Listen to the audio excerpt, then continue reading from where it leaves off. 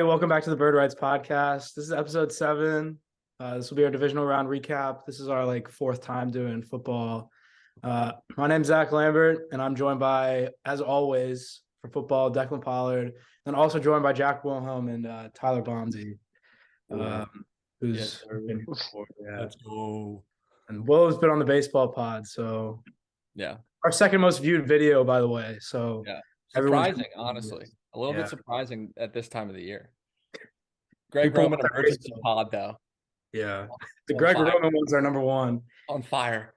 All right, but yeah, so we're just gonna go over some news in the NFL that's come up over the past few days since our last pod, and then go over the divisional round, which happened over the weekend, obviously, and then finally we're gonna finish up with Nick Miller's question of the day, which we have to do, because it's a mandatory thing. We're legally obligated at this point. We're legally obligated. It's Nick Miller is forcing us to do it. Mm-hmm. Yeah. But yeah, when it comes to news in the NFL, not much is going on. But when it comes to Ravens specifically, since we fired Greg Roman, thank the fucking Lord, we have started our interview process, or at least requesting interviews. So I guess we can start with that. I'll just read over all the names, and then we can talk about the few we actually want to talk about. So far it's 10 names: Frank Reich, Eric Bieniemy, Byron Leftwich, Browns wide receiver coach Chad O'Shea, Rams passing game coordinator Zach Robinson, Vikings passing game coordinator Brian Angelchico, I don't know. Seahawks quarterback coach Dave Canales, Broncos OC Justin Oten, and then obviously we've talked about this before, Ravens wide receiver coach T. Martin, and Ravens quarterback coach James Urban. So yeah, we can just start with that. Yeah, I can go first on this. I think the names that Jeremy Fowler put out there as the favorites were Byron Leftwich, Eric Bieniemy, and Frank Reich. And Bieniemy was surprising when I thought about it at first, but now the more I've thought about it, the more I think that makes a lot of sense. Obviously, I'd love to have Eric Bieniemy. He's been kind of in head coaching talk for a while now.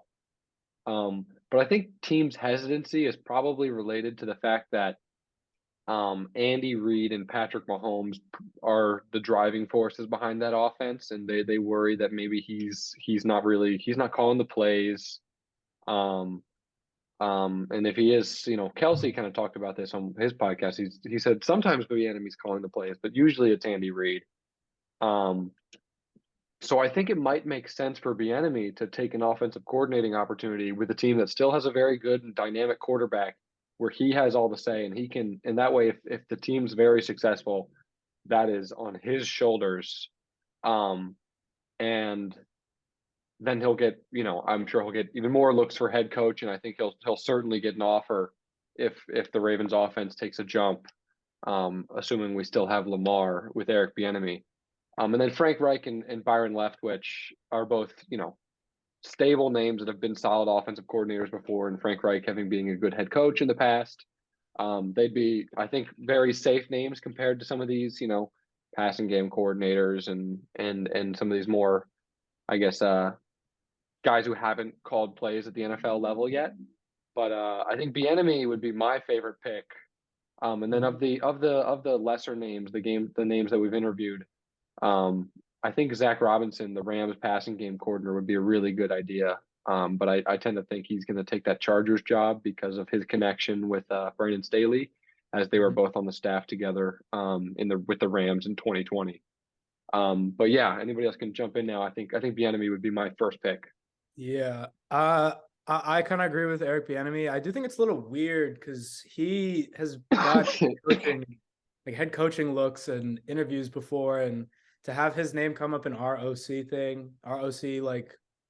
job potential is a little bit interesting, because obviously, like Declan was saying, he is the Chiefs offensive coordinator, but yeah, he might just, if he comes here, it might directly be because he's not calling plays. And obviously you want to have a guy who's been sitting under Andy Reid, learning from him for a while on a team, no matter who's your quarterback or what your team looks like. But yeah, I think Frank Reich would also obviously be a great option. I think he's he struggled a little bit this past year as a head coach, but he's always been a good offensive coordinator and offensive mind.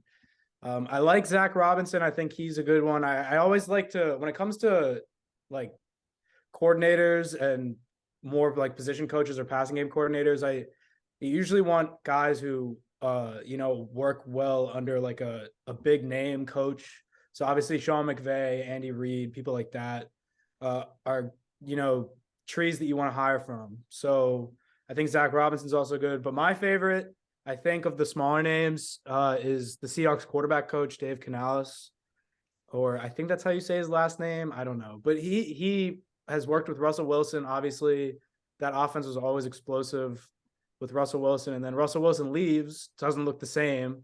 And Geno Smith comes in and looks amazing. So obviously they're doing something right in that building, and he's the quarterback coach. So he works directly with those guys. And I think he could be a really good coach too. And he's also pretty young as well, I'm pretty sure. Yeah, I think that, just kind of echoing the first thoughts, any of those top three guys would be ideal to come out of this offseason with. If we can secure one of them, even if it is just, enemy on maybe a short-term contract, that just gets him some head coaching potential looks, or more head coaching potential looks. But going to the smaller names, I think that I'd be fine with anyone who's not from the Broncos, honestly. I feel like hiring the Broncos offensive coordinator after this dumpster fire of a year they had would just be a questionable decision. Obviously, it's not all on him. I know Nathaniel Hackett was calling plays for a good bit of the year, but and I mean, honestly, if I'm just being honest, I would also prefer not to hire in the building. I feel like John Harbaugh just has too much of a tendency to do that. And even though I know that it might help to preserve the culture a little bit more, clearly the system we've been working with hasn't worked. And just kind of echoing something that he said years and years ago about replacing our offensive coordinator, he used the metaphor of driving down a highway or a side highway next to the main highway, and they want to get over to the main highway, but can't figure out how to do it.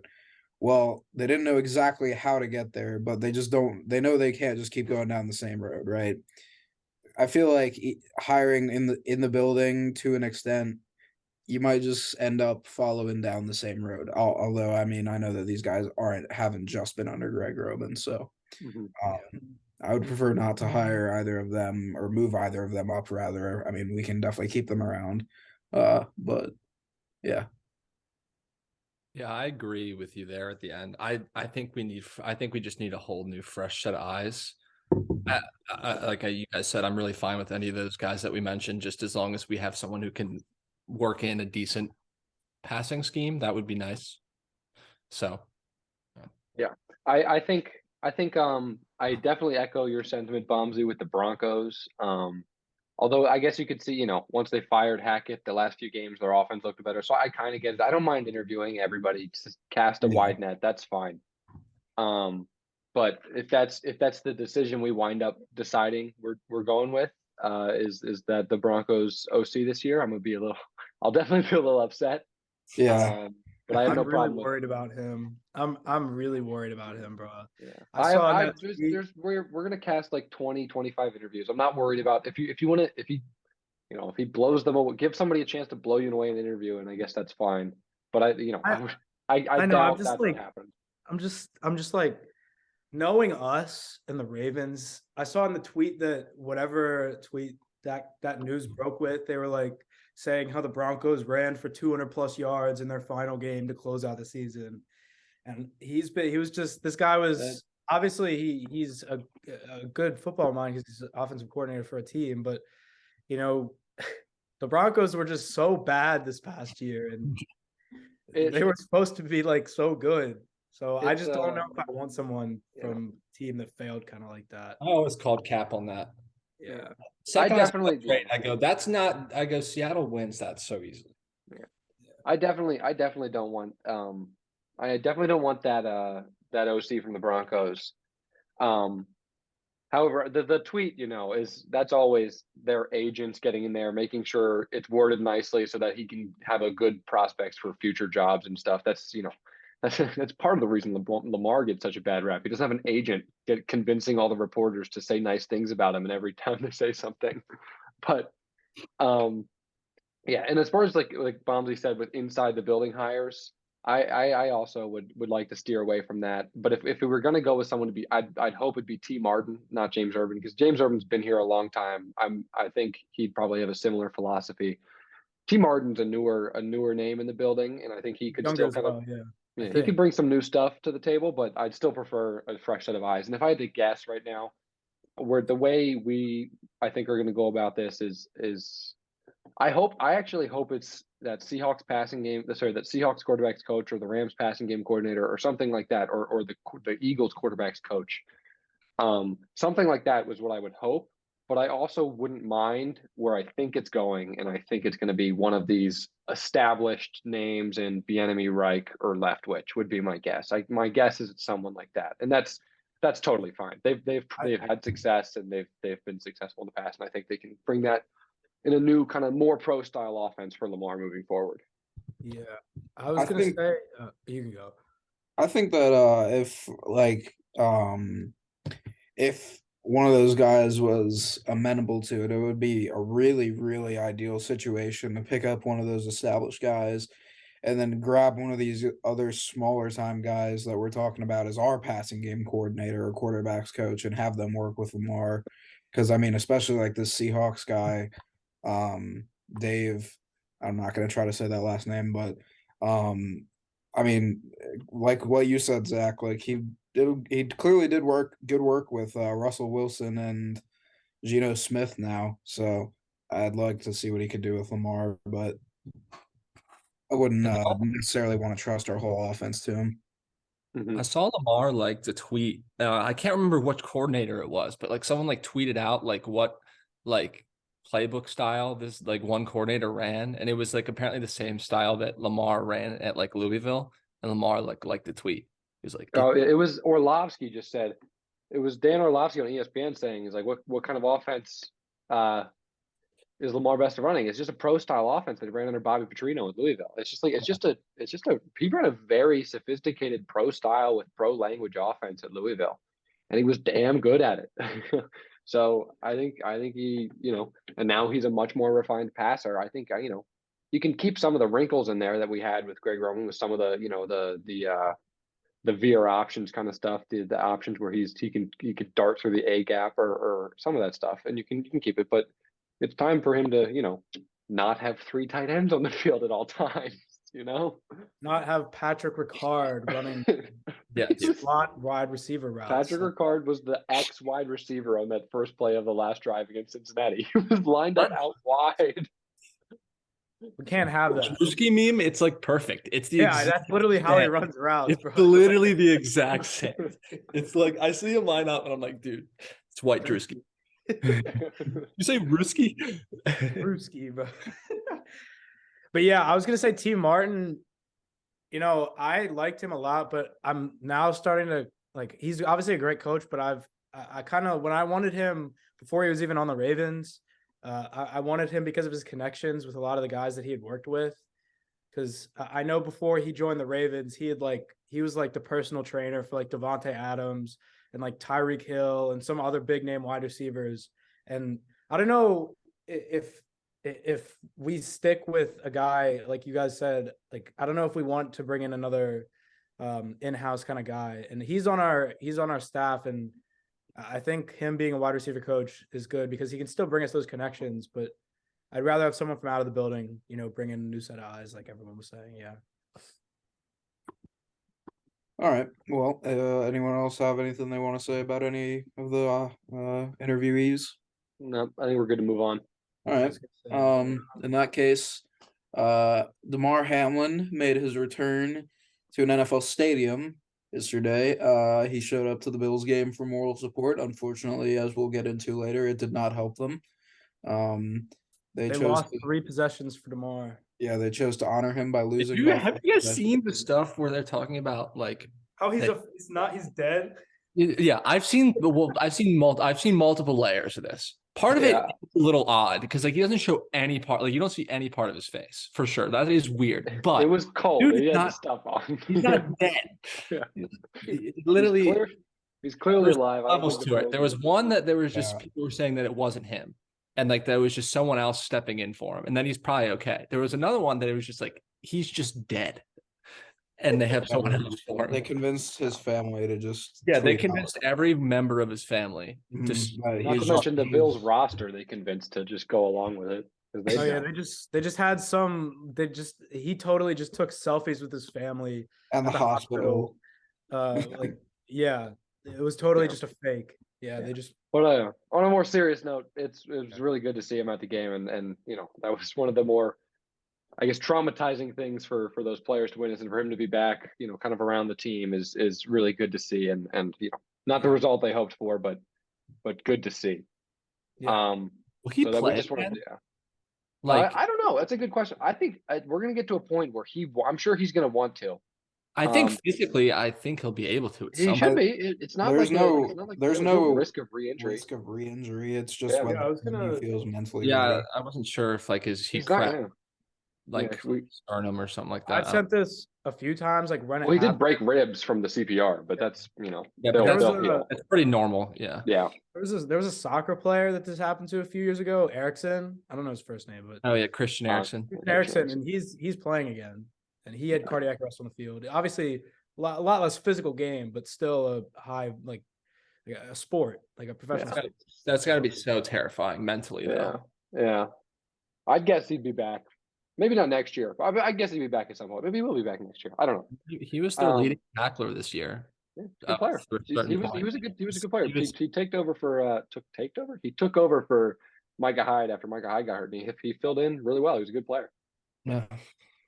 All right, that we just wanted to mention that really quickly, but we have a few more coaching things we wanted to get to before we move on to the games. There was a Bleacher Report article that came out that said the Panthers and the Texans are seen as the two best head coach openings currently.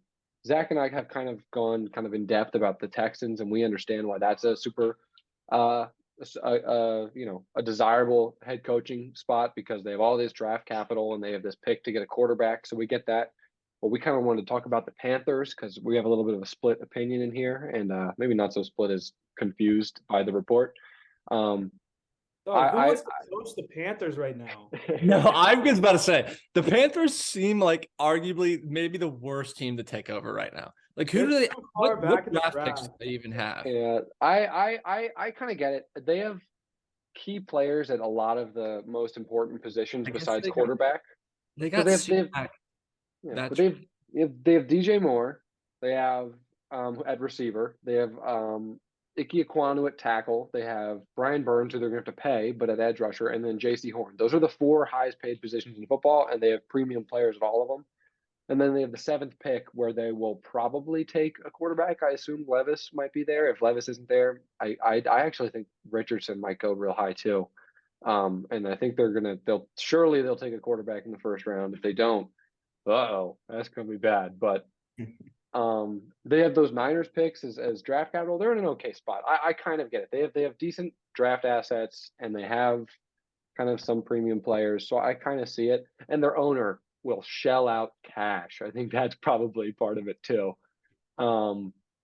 But yeah, I certainly think the Texans are a better opening.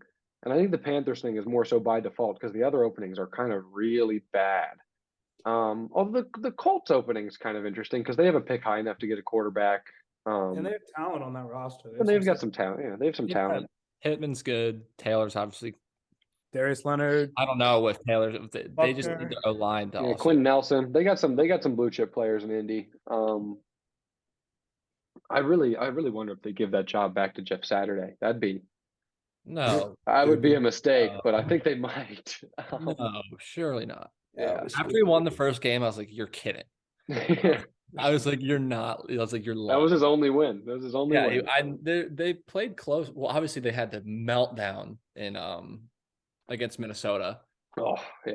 which was I was like, oh, because I think that might have been the second game that he coached. Or was No, the Minnesota game was like the second to last game. That was maybe I'm just I'm trying to It think. was it was in December. He beat the Raiders and then he just lost. He couldn't beat anybody for the rest of the year. And he just lost. Yeah, he just lost. But yeah, that's the Panthers is certainly interesting. The most of the head coaching openings are not great. In Denver, we've talked about that might make sense for Sean Payton, but for everybody else, I don't know that you can fix that Denver quarterback. So that's really rough.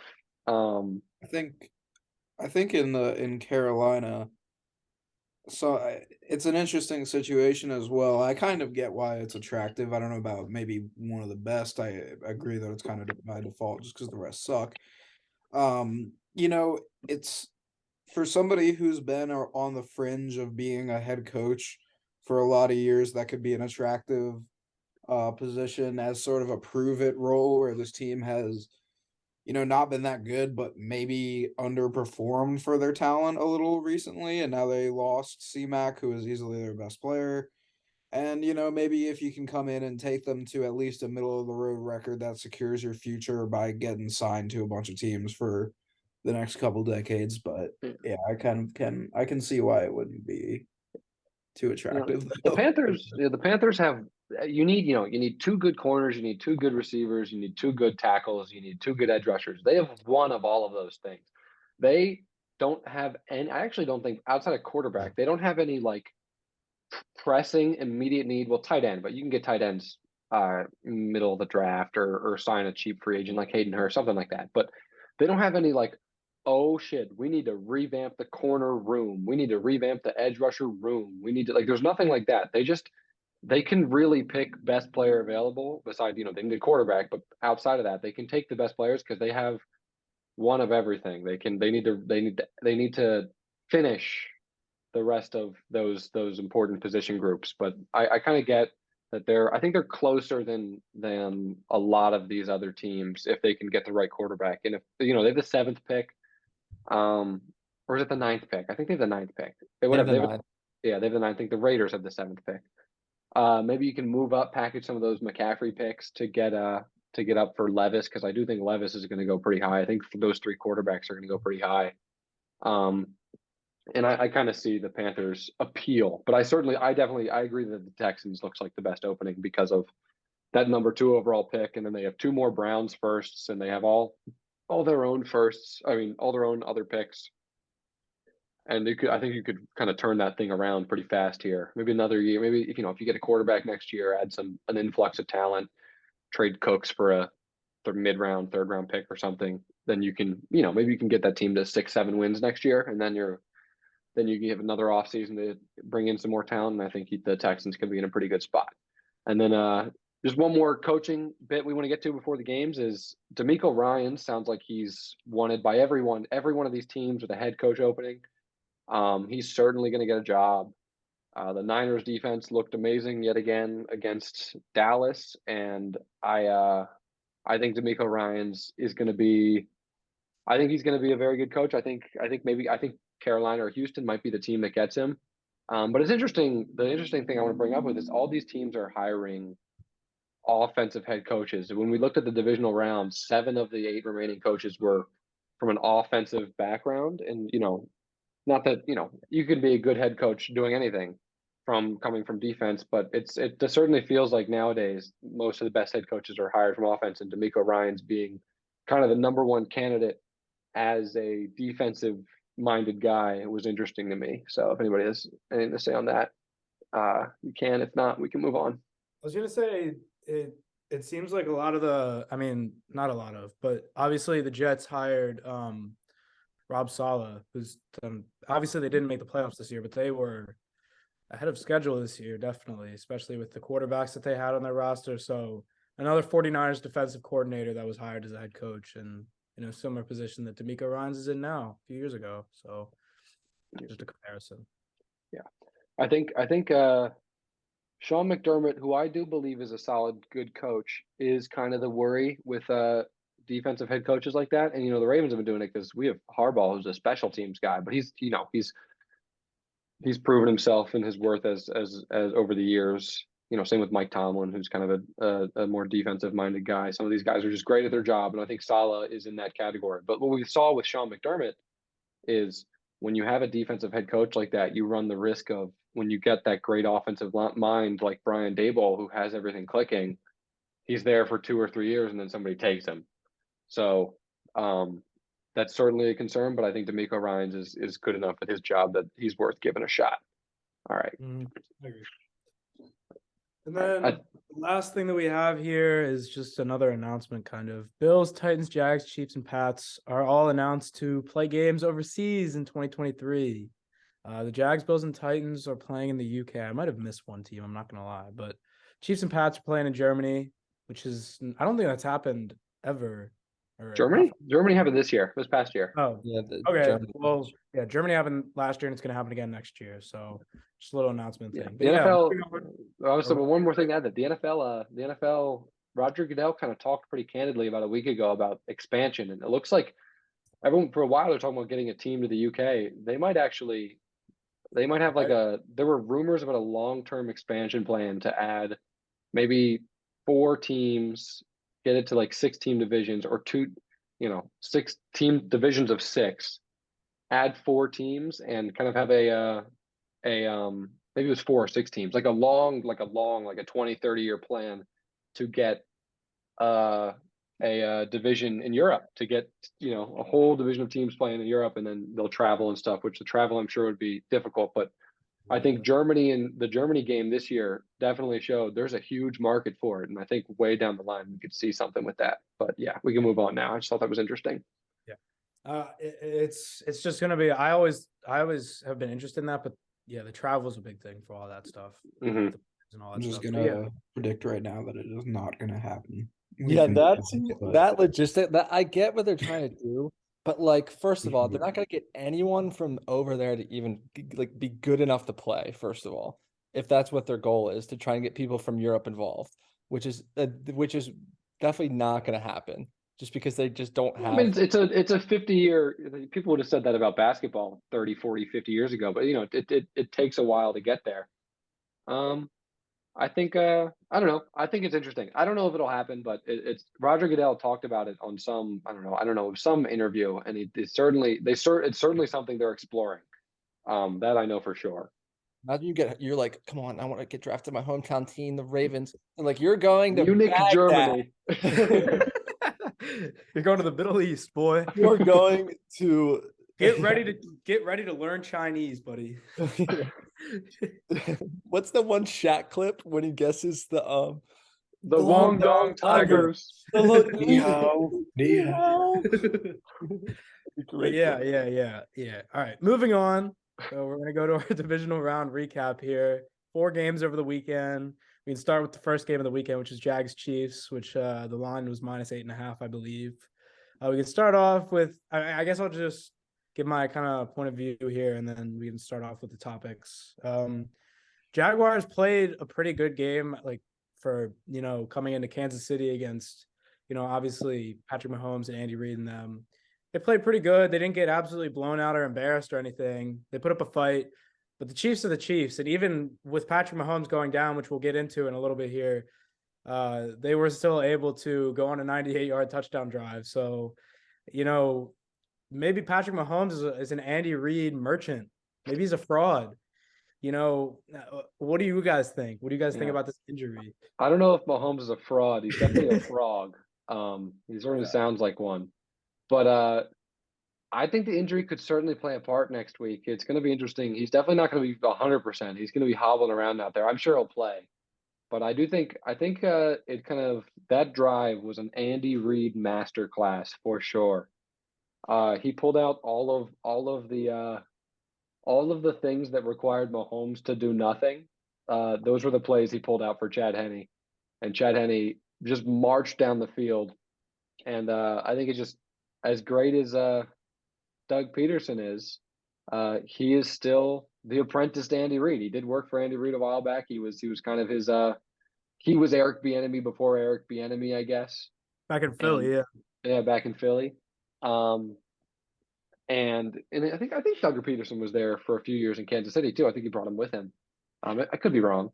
And then he was hired by the Eagles to be their head coach. But I think the Chiefs are inevitable. It feels like They played they didn't even play that great of a game. Mahomes was missing guys short with not being able to step through throws, and it just didn't really matter. The game was close, and Jacksonville played okay, but I don't think the game was ever in question for me. It was always close, but it was never.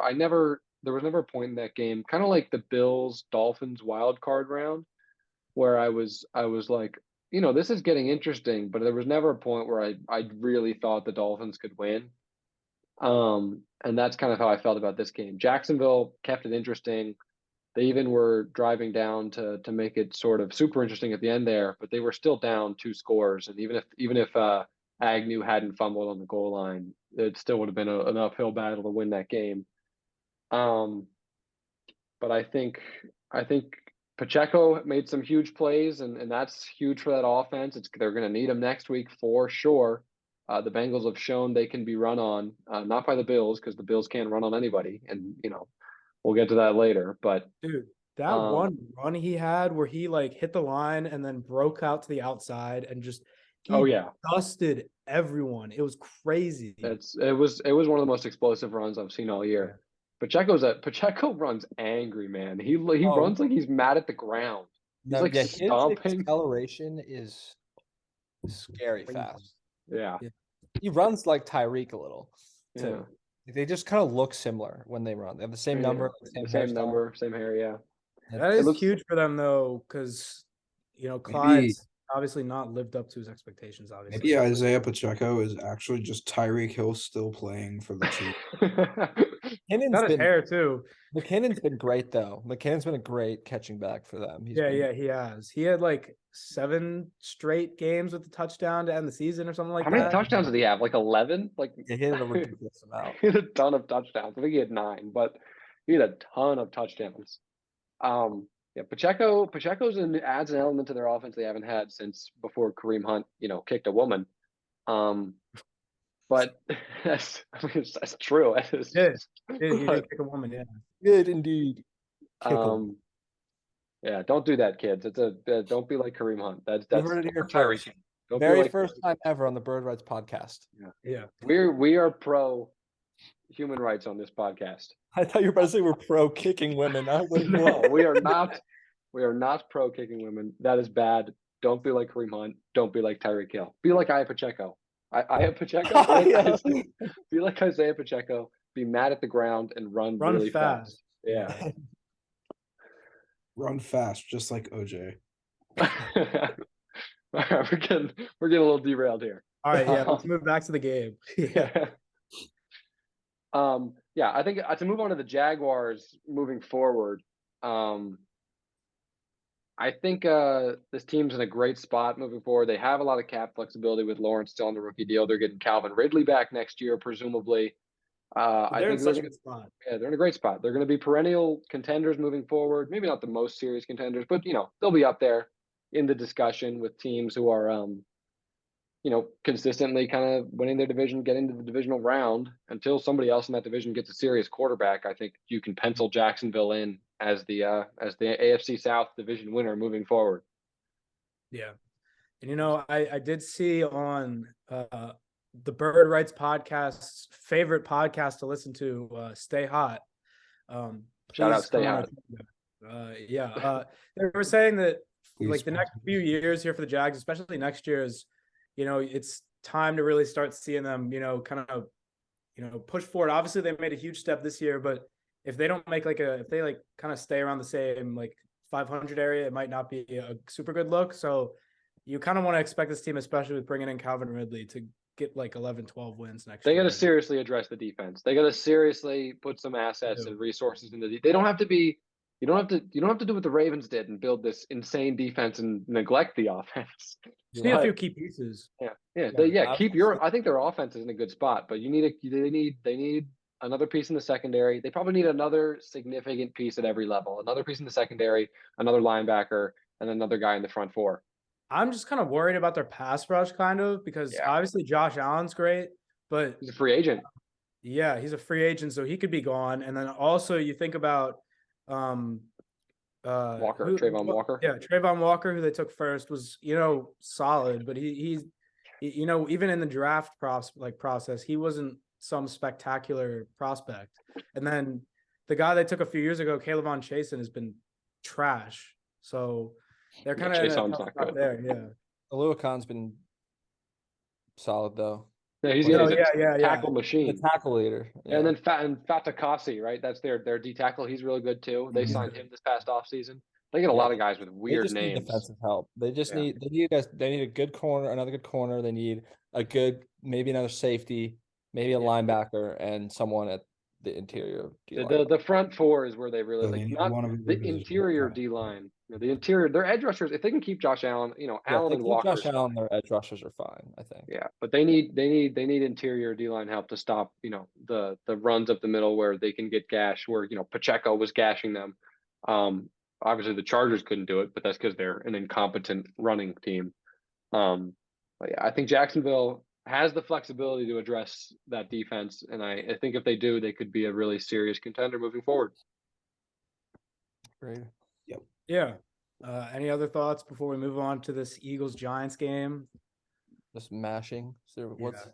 what's there even to say? So Eagles Giants 38-7, and I did forget to say it was 27-20 for the Chiefs Jags, but Eagles Giants 38-7 Eagles. The spread was -7.5.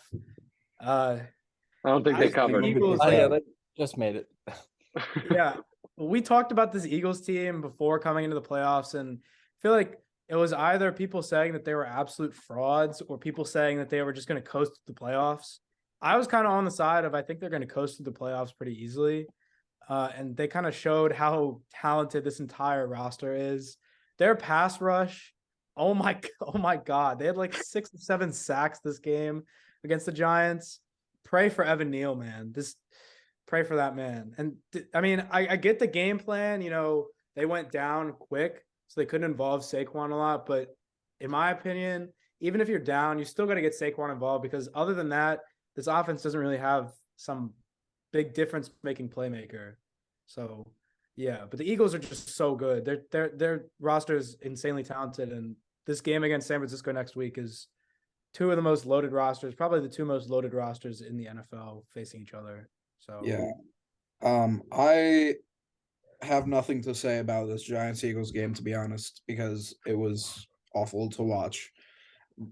So I'm just gonna basically turn this into an Eagles Niners look ahead segment.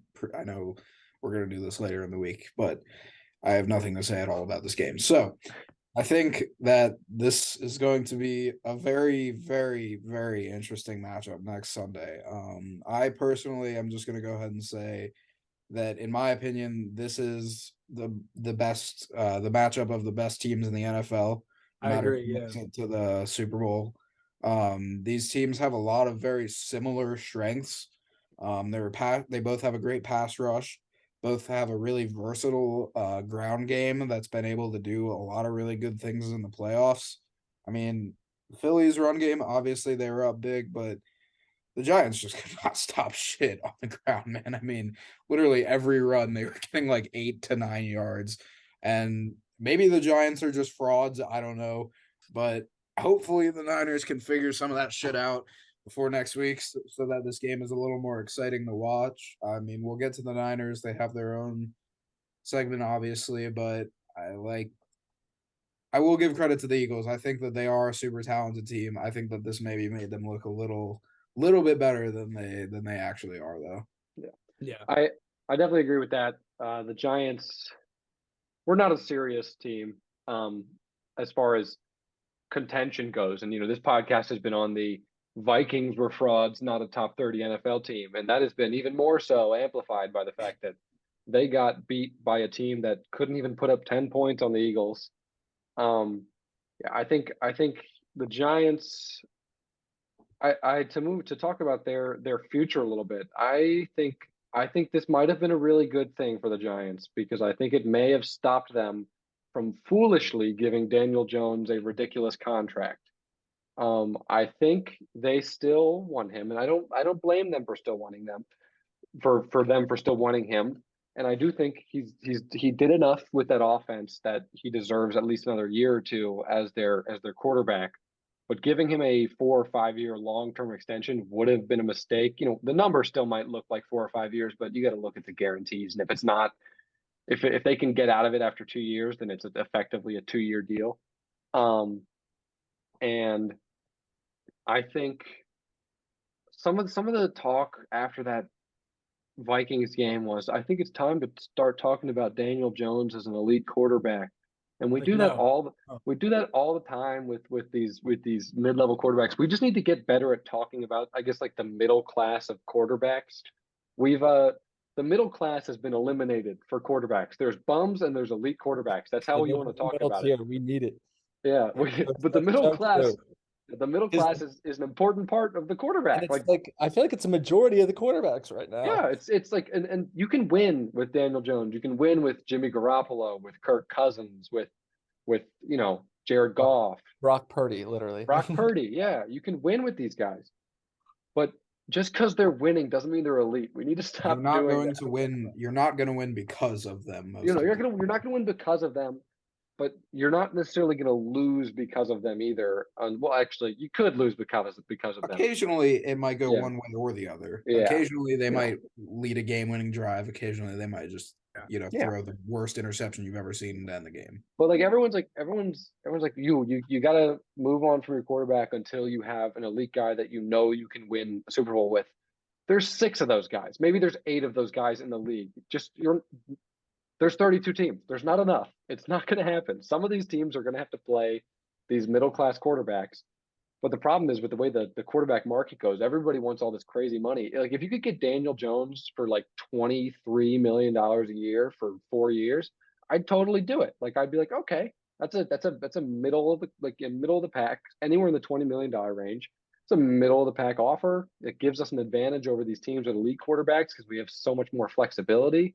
But the problem is Daniel Jones is going to go into the offseason and be like, I want, he's not going to ask for, Mahomes or Allen or Lamar money, but he's going to be like, I want $35 million a year. And you're like, well, there goes the whole point of having one of these Jared Goff, Daniel Jones, Jimmy Garoppolo types is that it gives us an advantage over these other teams because we're not paying them as much. And I wonder if this offseason with a lot of those guys available, like Garoppolo, like maybe Goff, if the Lions want to draft a guy, maybe that'll be next offseason. But like we said, like Daniel Jones, I wonder if we see a kind of a market correction with some of these quarterbacks and we see some of these like, okay, we're going to try and build a team around this number. But it'll be interesting to see. I think the Giants definitely have to pay Saquon. They need to keep him around if they want to keep this offense operating the way they have it. They need to add some more to that receiver room. And, Dable is going to do a great job with limited talent. So if you can get him a little bit more to work with, I think the Giants could be a little bit more serious. But it kind of won't matter if they have to pay Daniel Jones serious money. But if they can get him on a kind of a team-friendly deal, I think you can build a contender in the same way the Niners have. With a great offensive mind and great skill positions around him and a really good defense. I think you can build a contender around that with like they have with Brock Purdy and like it was with Jimmy Garoppolo, with Daniel Jones. So it'll be interesting to see. Yeah, I was gonna say that that when it comes to the offseason expectations, definitely for the Giants, you're gonna have to try and keep Saquon 100%. But I am a little worried and hope that they don't make the dumb decision of like putting a lot of money on like Jacoby Myers to be their wide receiver 1. Yeah, obviously, they already made a mistake like that with Kenny Golladay and giving him a massive contract. And I think they'll learn from that. I don't think they'll do it. Yeah, but this team is moving in a very good direction, and hopefully they make the right decisions here.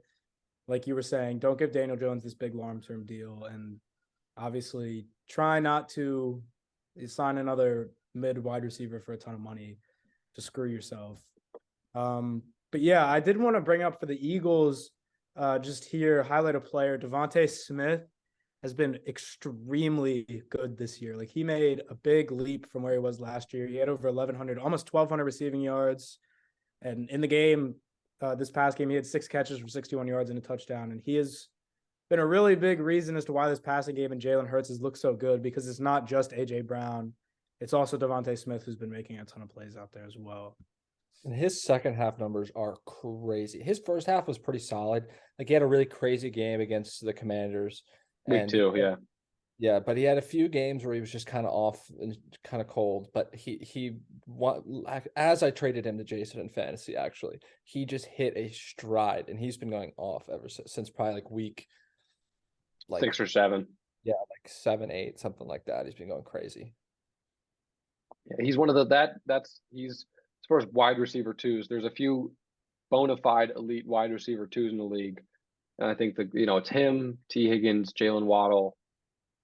If you want to put Chris Godwin in that group, I might be forgetting someone, but that's kind of the grouping of them, and he's up there. He could be half the league's wide receiver 1 for sure. T. Higgins. Jackson. Yeah, T. Higgins. Deshaun Jackson. Yeah, no. Demarcus Robinson. Demarcus Robinson. Yeah, shout out to Demarcus, bro. Demarcus came in and he actually did it. Burnt Eli Apple better than Stephon Diggs could. Yeah. That's actually a perfect way to transition here with the Stephon Diggs point. Bengals Bills here, 27-10. Spread was -5.5. The Bengals won this game, obviously. And basically kind of went against what we were saying on our past preview. We thought that the Bengals O-line was going to get absolutely destroyed. And they were a big reason as to why they won this game, because they ran the ball all over Buffalo. Joe Mixon had a huge game, and it was just totally not what we expected. And this also pisses me off because we were saying during this game, we almost beat this Bengals team with our backup quarterback. If Lamar was out there, we would have been in the AFC Championship right now, and it just pisses me off, man. We had our start of the year roster, Bate fully healthy, Lamar fully healthy. I get we lost a bunch those games in the beginning of the year to Miami and Buffalo, but good God, man. Buffalo didn't even look like they wanted to be there yesterday, other than Diggs when he had his meltdown on the sideline. Yeah. It just looked so They had a 4th and 2. Flat. They were down 2 touchdowns. They had a 4th and 2 and they didn't go for it. I'm like, I get you haven't been able to stop Cincy all game and you won't go for a 4th and 2. They did. They looked totally disinterested. And like Zach said about Mixon's big game, it's not like Mixon was running through people. He just had massive holes every time. He's getting 10-yard chunks. He's getting 5 yards before he got touched every single time. I'm going to go a little bit inside baseball here. Before our last preview pod, we were trying to decide on our lock of the week, and I was like, I really like the Bengals plus the points. I think they could win outright. And over the course of before the pod, they didn't agree with me, so it wasn't a lock, and I was still going to make that my pick. But then they all talked me into it. I was seduced by Zach and Kovahay and Nick Miller, and they were like, they gave all these compelling reasons as to why the Bills are going to run through that Bengals offensive line. I was like, they probably will. I probably shouldn't take the Bengals. I'll take the Bills to cover. That was a mistake. That Bills team is kind of in a dire spot now. Their books are looking really bad. They Diggs and Allen's cap, but the cap hit between Diggs and Allen this year gets close to 70 million combined. They have 150 million tied up in about 8-9 players total. Jordan Poyer's a free agent. They're going to lose him. And last year they lost in the divisional round. They were kind of optimistic. They added Von Miller. They were like, okay, this is our year. We're going to contend. Now it's kind of we got to change something, and they don't have the resources to do that. They can't. I guess they could use a better wide receiver too than Gabe Davis, who has serious drop problems, but they don't have the resources to go make that happen.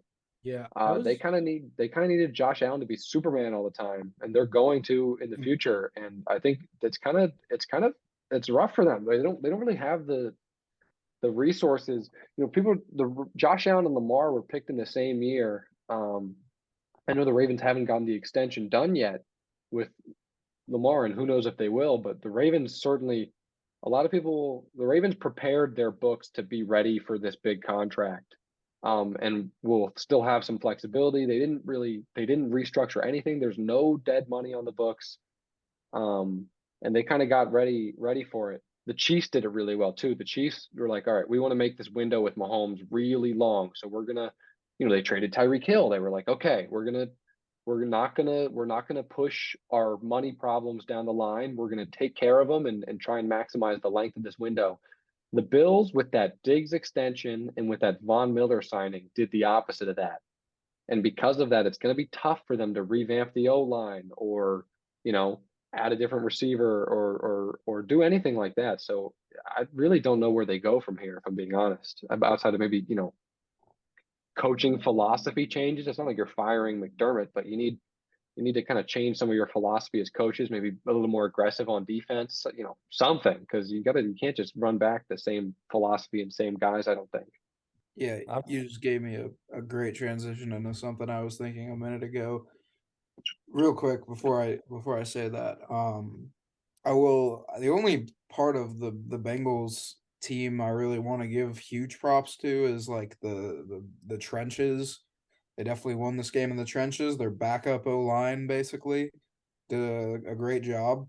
But I think this game, like you were just talking about, kind of showed us something about the Bills. I mean, the comparisons to the Ravens maybe go a little deeper, where we're still really good teams on average, throughout the course of the season, because when our star quarterback, assuming Lamar is still our star quarterback, of course, are playing like Superman, then we're a really good team, and we're still really good on average, like I said, because they're such good players that they can do that most of the time. But like whenever Josh Allen or Lamar, whichever one it is not playing like an absolute superhuman, they're just not a very good team. Like, I mean, the Bills especially, like you guys were saying how like you just notice the difference. Like they don't look like they want to be there. Like the defense really is one of like the units that I've noticed most. The Bills defense really just rides off the energy that the offense constantly gives them by, getting these electric plays and keeping the momentum going and on their side. And, obviously they have a lot of talent on that side of the ball, but when it's not there, they just, like you guys said, they really just don't look like they want to have any part in being there. Mm-hmm. Yeah, it's a bit of an interesting situation, like you guys were saying, that the Bills are in now with this whole, I feel like I don't know. I feel like they only really have two like big time superstars on this team. They haven't So drafted a Pro Bowler in 4 years. They've been yeah, so drafting not great. I was thinking like maybe they could try and add another superstar, but they kind of just did that with Von Miller, who obviously wasn't there. And I did want to say this really quick. You do wonder, without like that superstar pass rusher, I do wonder how like if this game would have looked any different if they did have Von Miller out there on the field, because they weren't able to really like get any pressure at all. And I feel like Von Miller, no matter who was blocking him, is going to get pressure on Joe Burrow, which could have stopped a lot of those third down conversions if they were having. So, this game could have been a little bit different. I obviously don't think it would have changed much, but yeah, like you guys were saying, this team is just in a really bad spot now. And, a few weeks ago, we were talking about the Bills as being like easy Super Bowl contenders, easy Super Bowl winners. This team's in a great spot. Now you look at this team here losing to the Bengals in the divisional. Not a good look. Not a good look. Don't get me wrong. Don't get me wrong. I'd still take the Bills spot with Josh Allen over just about any team, but like maybe 4 or 5 in the league moving forward. But it's not like it's going to be an uphill battle to be getting to consistent AFC championship games. I think that Von Miller contract is just going to destroy them. Yeah, I think that was stupid to begin with. Like 6 years. Yeah, it's not. It's really. It was 4 years the way the money line, but still 4 for a 33-year-old is 4 years is long already. But a guy that's, I think he's like 34 now, so he'll be like 38 by the end of that deal. Yeah. One more thing to add on to the Bills thing is this is something that Josh Allen's been dealing with his whole career, is like he's overthrows and interceptions and turnovers and kind of these stupid spots. Like obviously yesterday it was snowing and it was a lot harder to throw a football, but like I feel like he's gotten better, but in these crucial moments, we sometimes see him make these horrible overthrows or make these interceptions. I mean, the thing is, though, he didn't really do that this week. Like, this was like one of a few bad throws, but it wasn't like, yeah. I was saying this really week he wasn't make terrible. any obvious mistakes. He had he would have had Diggs on a touchdown if he would have hit Diggs. It was a tough beginning catch. of the game. Yeah, I remember that. Gabe Davis dropped a few shots he took. And then it was funny. Bromo was like, "You don't usually see Gabe Davis drop," and then he stopped himself. I'm sure he was looking at the stat sheet where he said, "Oh, Gabe Davis has the most drops in the league." Never mind. Like I said, he's Brett Favre. That's what he is. I think if you set the line for Josh Allen Super Bowls at 1.5, I'd say under. If you set it at a half, I'd say over. I think he's probably going to win one, but You're going to live by the Josh Allen miracle play, and you're going to lose by the Josh Allen miracle disaster.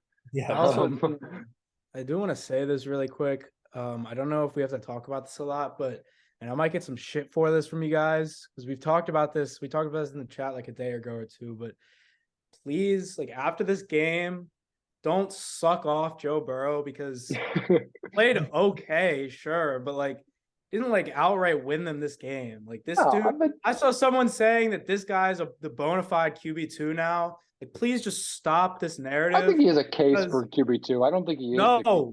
No, he has a case. Absolutely not, bro. He has a absolutely case. Not. As much as I hate to admit it, he has a case at this point. If they win the Super Bowl, I think he is. He's gonna go to. This dude is a bona fide Kirk Cousins, bro. No, he he's can't move in the pocket. He cannot move in the pocket. He's accurate, sure. He has the best wide receivers in the league. This dude has 2 wide receiver ones, 2 top 50 wide receivers, and then another guy in the slot who's a top 30 wide receiver, who's also a wide receiver 1 at one point in his career. But he's got a top 3 wide receiver in Jamar Chase. He's got a top 15 guy, T. Higgins. He's also got Boyd. And then Mixon, as you can see, had a huge game. I mean, he only threw for 250 yards and 2 touchdowns. People are acting like he threw for 5 touchdowns and looks like Mahomes out there. I'm not one to defend Burrow in these situations, actually, but I think he's making a legit case. I hate the Bengals. And the Bengals fan base, fuck you. I hate all of you. But, like, they're all 17-year-old children who were started to become fans last year. Anyways, I just he's got a legit arm. He's not like he's just like solidly above average at like his like everything that a quarterback needs to do. His diagnosing of things quickly is what makes him as good as he is. He's helped by the receivers for sure. But like I don't know what you want him to do. Like if he wasn't winning with this, then I'd be like, of course he's not. If he was, but he has this talent on his team. He's not going to be like, hey, go away so I can prove that I'm as good as I am. But what else do you want him to do besides win like he has won? I just don't understand. There was a play against I want to say there was a play against the Ravens, where the touchdown up the seam to Hayden Hurst, where we were running a disguised coverage. His offensive line was playing terrible. Calais Campbell and Odafe Owe won there immediately. We were disguising a cover 2 look, as a kind of a cover 3 or a cover 1 look. So we snapped the ball. It recognizes the shift out of the defense immediately. Calais Campbell wins immediately. Owe wins immediately. He gets the ball out so fast, hits Hurst up the seam. He recognized that Queen was dropping into his own, and he hits him up the seam, and Hurst scores. That's what makes him special. It's the ability to realize what's happening so quickly compared to Josh Allen's not doing that. Josh Allen just he's going and figuring out after the fact. And he'll get blitzed and he'll scramble. Joe Burrow is fantastic at that. And I actually think Joe Burrow this year, I wouldn't have had him this high last year. I think he was significantly worse last year. Last year, his offensive line wasn't good, and he was scrambling and he was taking big hits, and he was fumbling, he was taking sacks. But this year, he's getting the ball out quick. He's making the right decision immediately. He's not taking those bad sacks anymore. I think Joe Burrow, I wouldn't have a number 2. I think Josh Allen's probably still better. I've gone back and forth, but I'd probably still take Josh Allen. I think Herbert has a case over Burrow. I think Lamar has a case over Burrow. But those 4 guys are kind of all in the same tier for me, and it's interchangeable. And Lawrence is making his way into that. So is Jalen Hurts. I just don't think. I just think like if you gave Lamar Jackson the wide receiving core that Joe Burrow has, oh my fucking God, bro! Like Lamar has won MVP with Willie Snead as wide receiver 1. Like, imagine. Just imagine. This dude has, like, I said it, he has one of the best wide receiver rooms that a team has had, like, at one point. Like, you can look in, like, all time, and this is a really great wide receiver. It's damn good. Yeah, it's damn good. And also, people act like this dude's some, like, saint with the ball. He's top 10 in interceptions this year, top 5 last year. Like, people, he had one really bad game against Pittsburgh, and then he kind of cleaned it up. He had the interceptions were not as bad after that first game.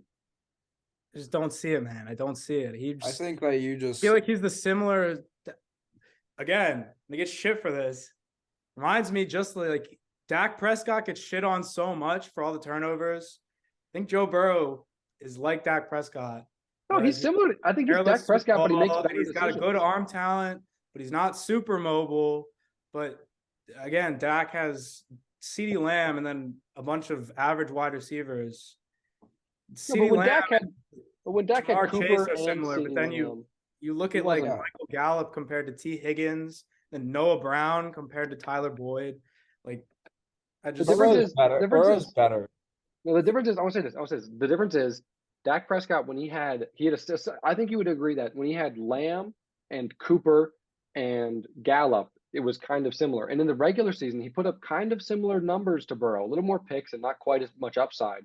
But he did put up similar numbers. However, once he got to the playoffs, Dak kind of folded. Burrow hasn't done that yet. If Dak, made back-to-back NFC Championship games and then made a Super Bowl and potentially made 2 Super Bowls, yeah, I'd feel really good about how Dak is playing. I'd feel great about Dak. I'd say Dak is a top 5 kind of guy, but he's not. He folded when those defenses change and start to disguise stuff in the playoffs, and he kind of did it again. But Burrow hasn't done that yet, so you got to give him credit over Dak. He's certainly better than Dak. I think it's a good comp though. I think he's a juiced up version of Dak, but I think Dak's like the 8th best quarterback in football, so I think that's fine. I mean, what do we consider folding in the playoffs though? Because Joe Burrow's playoff logs so far: 2 touchdowns, 0 touchdowns, and then 1 interception. 2 touchdowns, 1 interception. 1 touchdown, 0 interceptions. 1 touchdown, 2 touchdown. Like, he hasn't had some specific like. No, he's not throwing 5 touchdowns. Neither is normal, and they're winning games. They win the games. What else? Like, they win the game, but some of that the touchdown stuff. Winning the game in football is a whole team thing. It's it is a team thing, but the touchdown stuff is over because, Joe Burrow will throw a pass that gets caught by somebody at the 2-yard line, then Joe Mixon will run into a touchdown. That doesn't count as a touchdown for Joe Burrow, but that should count as a play that led directly to it. That Chiefs comeback was fantastic last year. I don't think he was as good last year. Clearly, I think he was significantly worse last year. His offensive line was similar caliber, and he was just taking these sacks. I think if Burrow was as good as he is now, they win the Super Bowl last year. But he has definitely been better this playoffs than last year. Yeah, 100%. Because I mean, that Tennessee game, he did not play well at all. And then in Kansas City, I mean, they came back, but he also didn't have a very good game either. No. I think the numbers the last 2 years have been very comparable, though. Very similar. I think at worst, Burrow is the 5th best quarterback in football. I really don't see an argument for any lower than that, if I'm being honest. I think it's hard. I think you can make arguments for Herbert just because of how talented he really is, but like his lack of winning ability. It's the coaching staff for the same reason Burrow. That's very true. Maybe we should come back to this in a full-length episode once the season is over. Yeah, that's fair. We can do a quarterback ranking episode. So we'll do that. We'll do a quarterback ranking episode. This was supposed to be like a 30-second. Hey, let me just interject this. We've been talking about it for 20 minutes. All right, yeah. Let's let that. There we go, Bombs. Thank you for saying that. Curtain episode coming out next week. Yeah, Cowboys 49ers here. 19-12. Line was -3.5 for the 49ers. 49ers won, obviously. Let's start off by talking about the obvious. What the fuck was that last play called? Cowboys, the last 2 seasons, their last play have come out to 2 of the most bonehead plays I've ever seen in my entire life. They had their entire offensive line split all the way out wide by the numbers. And I Zeke didn't hate it. I'm with the hot take. And got absolutely pancaked. Hot take. I didn't hate it. What was worse, that or the Dak Prescott QB draw up the middle? I think that the problem last night was not that they had their whole offensive line out wide. It's just that they didn't actually block anyone. He threw the ball and he got tackled immediately, like 5 yards from the line of scrimmage. If you're gonna put a fucking 5-yard slant. And then he got bodied too. That receiver was probably like, "What the hell did we just do?" If you're gonna put the offensive line out wide, you should throw it to the guy that's next to the offensive line, and they just didn't do that. I don't think the setup, like Bomber said, I don't think the setup was a terrible idea. Throw it to TY behind the offensive line or something, and then just start lateraling. But the execution and throwing directly to the guy next to the linebackers was a little interesting to me to see. I was a little confused as to why they would have Zeke at center. Blown the fuck up, bro. I couldn't really think of a good reason for that. Why you wouldn't just put one of your actual offensive linemen there. I was honestly so worried. I was like preparing before the snap. I was like, I swear to God, Zeke's gonna throw this ball way over Dak's head. It's gonna be a fumble, but it didn't happen, luckily. But he got blown up anyways. So, like you were saying, Yeah, he got put like the guy. He didn't even like. I don't even know what he did. He just stood up. Whoever He was represented what would whoever happen was if, guarding him just went any like that. random guy just played in the NFL for a snap. I'm pretty sure I could have knocked Zeke over there. He was on his heels. All He right. just literally backed up. He was like, I don't know what to do. And Zeke's contract's not looking so good. If anybody's looking for a center, they might have a prospect out there on free agency Yeah. coming up dude, soon. Zeke eats like 5 hamburgers a day for like a week. He'll be at center shape. I think. Oh no, just talking about the game a little bit because the last play was obviously ridiculous, but the game itself, Dak was weird because Dak started so well, but the pick he started like 16 really good decisions out of 18, but the 2 that weren't good decisions were picks, and that hurts. And then in the second half, he kept throwing balls that should have been picks. There was like 3 or 4 that were like, oh, Dre Greenlaw should have caught that. Oh, Fred Warner should have caught that. But Dak I think Dallas was good and had enough talent to win that game, and I think they had a good enough game plan to win that game. I really think that's on Dak, and for as well as he played against Tampa, I really don't think he held up his end. Yeah, I think CD was great, but Dak was not slinging it like he was against Tampa. That's for sure. That first pick especially was questionable. Oh, I yeah. mean, I don't remember who the defensive back was that got it, but like he literally just ran the whole route for the receiver, and then Dak threw it right to him. Dio Mador Lenore. Lenore, yeah. Number 38 got an 38. Like he literally, it was like it would have been a perfect play for Dak if he just had a different jersey on. Yeah. But like Declan was saying, I think CD was amazing this game. 10 catches, 117 yards. Next closest guy was 5 catches for 27 yards, which was Schultz, who, I mean, that play when he caught it and then like backpedaled back in out of bounds and the clock kept running. Then immediately the next play, didn't get his feet down, kind of carelessly just acted as if he caught it. Didn't get that second foot down. Not a good look by him. But yeah, like I was saying, CeeDee Lamb and the Dallas defense, which was very bend, don't break. I know Declan was talking about that with just us in the chats during that game. They were very bend, don't break. They gave up a lot of yardage, I guess, but they just never gave up touchdowns. It was more of like a drive down the field and then stop around like the 30 and then kick a field goal type game. They were going to let them move between the 20s the whole game. Yeah. So, I mean, I don't know. Their pass rush was amazing. There's that one still photo that I sent you guys where Michael Parsons literally was throwing Mike McGlinchey, their right tackle, just in midair. And it was just Michael Parsons is really, really, really good. And he was, even though he didn't have a sack, he was making a huge difference in this game. Yeah, he's pretty gross. There was the drive that picture came from. I don't remember exactly where it was in the game, but the drive that picture came from, I was just keeping an eye on him like the whole drive. Sometimes just keep an eye on the best player on the field. And like every single play, he was just absolutely destroying whichever tackle he was against. Yeah, it was disgusting to watch. In terms of like, I don't know what he's a 5-tool guy in terms of like football. I say 5-tool because that's a baseball reference, but like he can do everything. He can outrun anyone on the field minus like obviously the receivers and the faster backs. But like if him and Zeke raced, I'm not confident Zeke would like come close. I'm convinced Micah Parsons could be good at every position besides quarterback. Agreed. I think he'd be a gross strong safety if he had like ability. He would hit so hard. If he could play 20 years ago and play strong safety, he'd be crazy. Oh my god. Yeah, he'd be ridiculous. Like he could be Derrick Henry. He could run through people as a running back. I mean, here, let me see if I can share my screen real quick so we can see this. Here we go. Aha. There it is. Yeah. Man in midair.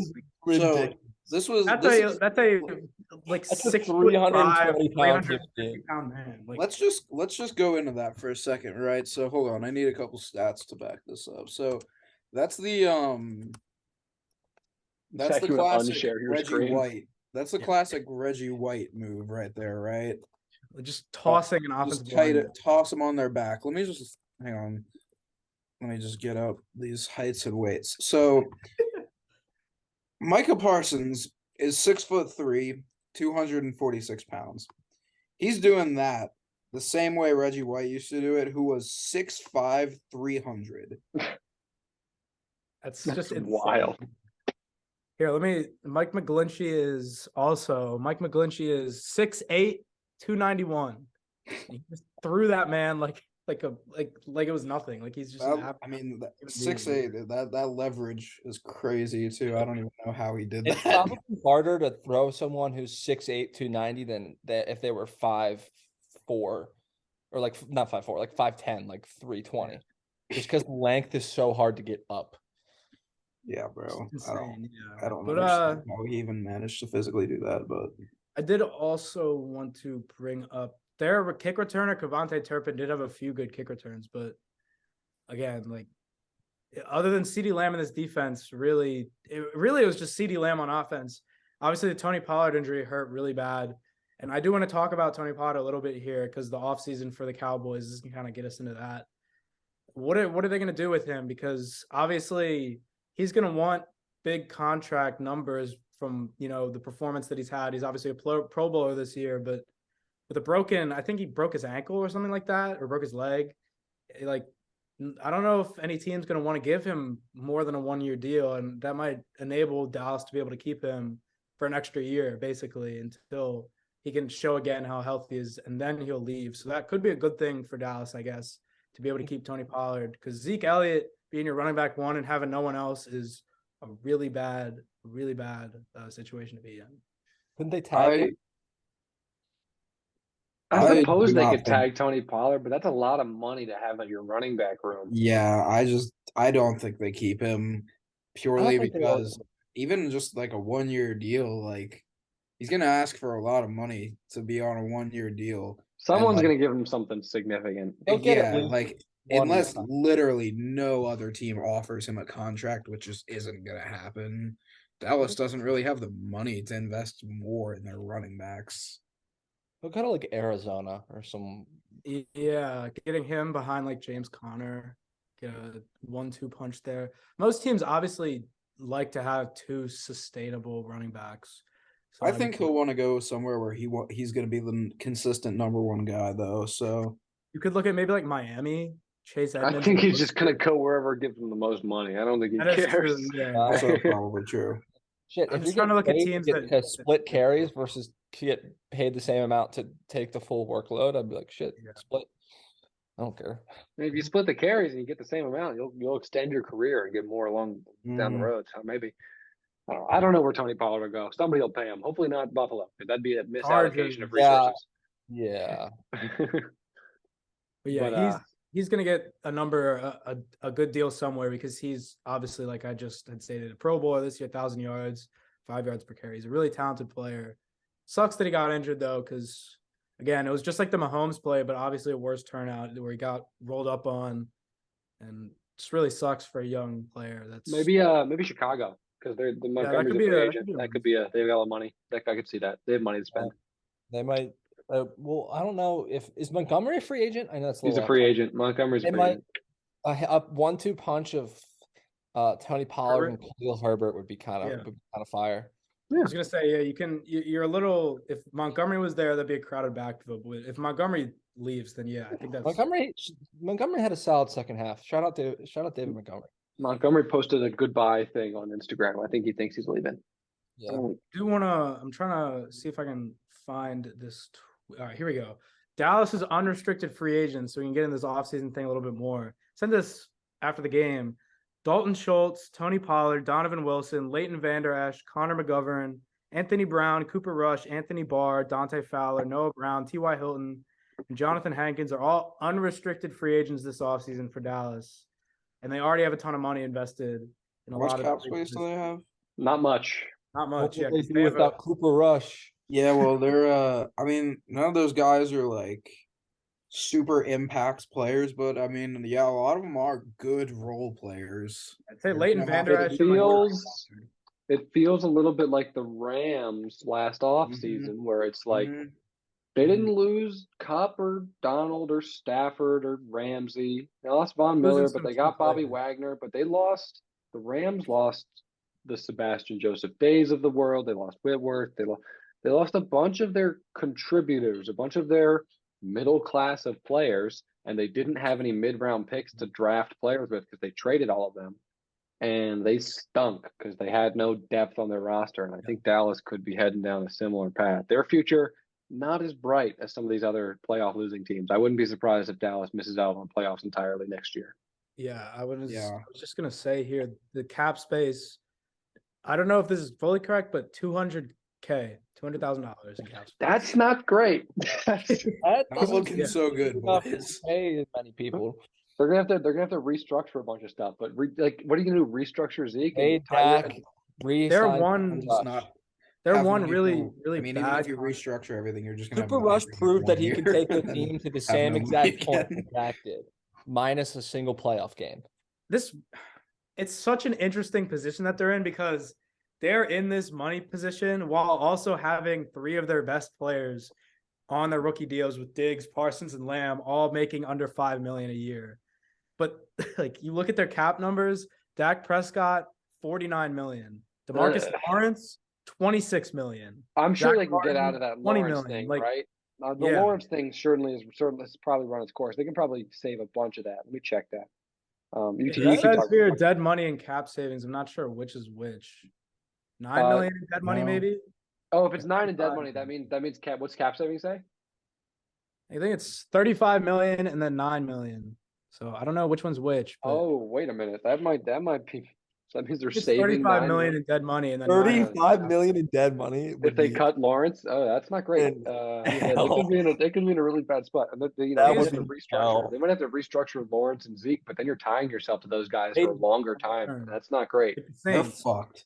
Yeah. If basically. I were Zeke, I would actually no. Well, I wouldn't want to, but if I were the Cowboys, I should say I would definitely try and restructure Zeke to like he's through 2026, put him through like 2028, and then just like be like, you're gonna be a backup. Like you're not gonna start. You're gonna come in at the 2028, you're getting 34-year-old Zeke Elliott. You don't even want him on the team. I was gonna say, But I don't he's- know. I don't know. He's already I don't know if well, what? either You're side would gonna take what? that If you deal, restructure, you add on honestly. another year to his deal. That's still he's 33. It's not. It's still gonna be a I burden don't no think matter Zeke what. He's the would take situation- that. already no matter what old Or do I enough. think the situation, Cowboys Zeke would be even a offer it massive to burden. him? Zeke will be a Yeah. massive burden no matter what. The Him- restructure, they'll probably convert a bunch of his money into signing bonus, save some money from this year, and screw themselves down the road. That's what they'll do. That's Yeah, and that's then what I was they'll gonna make say. it to They're the they're just divisional. gonna mortgage the future for right now, get a little bit of money, and then be like in the Saints situation. And Yeah, exactly. Yeah, that's just gonna happen. Yankees of So football. here you can look at it this way. In 2023, the dead money for DeMarcus Lawrence is 35 million. They keep him for another year in 2024. It's only 9 million. So it goes down a little bit there. But So you can still, save some money there. yeah, it's still like They that Yeah, but might if they have to put them in restructure him, that position- dead money is going to be more the next year. If they I'm Yeah. just if they have 200K in cap space, they're going to have to restructure someone like that, and that's Lawrence is probably because Lawrence is easier to do than Zeke. I was just Yeah, gonna say, like, what kind of what situation are they gonna be in when the Diggs extension comes to light and the Parsons I extension, actually and think the CeeDee Lamb Tyron extension, Smith might be out of there because they can save most of that. and they drafted Um, Tyler What do Smith. they So owe- yeah, that what could do make they some owe sense. him?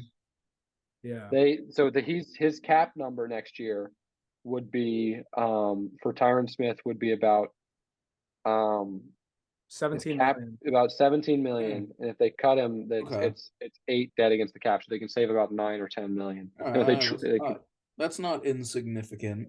no, and if you're right up against the cap like that, they had to do it with Amari Cooper last year. Like Amari Cooper was on a reasonable contract, but they didn't have the room. Yeah, So Yeah, something they can definitely work something out where they're not just gonna be totally fucked. Like we can't sign players, but like yeah, they're gonna be worse than they were this year. for sure. Gallup might have to be traded too. That might be That wouldn't be Although- a horrible loss yeah, for although- them, honestly. I feel like they yeah. could get a good return for him. yeah. They'll probably funny sign. how They'll probably similar- sign Odell, sign an old guy.